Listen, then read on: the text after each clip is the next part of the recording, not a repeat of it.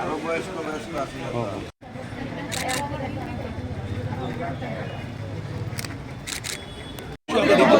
লাইনে দাঁড়িয়ে পড়েছেন, উনি আগে যাবেন না এবং লাইনে দাঁড়িয়ে তিনি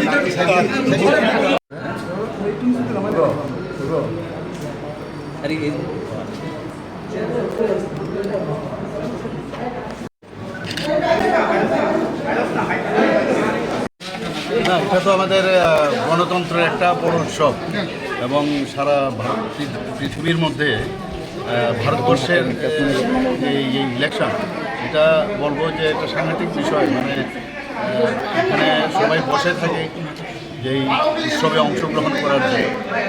ত্রিপুরা তো আজকে ফার্স্ট পেজে, প্রায় সারা দেশের সাথে এখানে ফার্স্ট পেজ আজকে থেকে শুরু হচ্ছে।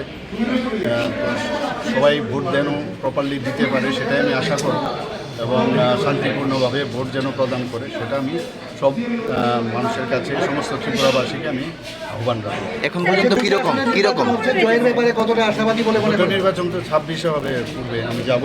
এখন দুটো আসনে নির্বাচন হচ্ছে, পশ্চিম বলেছে এখন এখানে বসে তো এটা বলা যাবে না কিছু।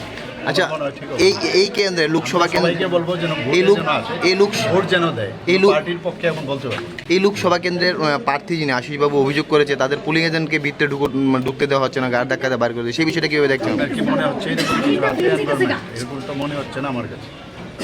এরকম হওয়াটা তো হওয়া উচিত নয়। পরিষ্কার যদি হয়ে থাকে তাহলে আপনার হয়ে থাকলে নির্বাচন কমিশন এটার ব্যবস্থা নেবে।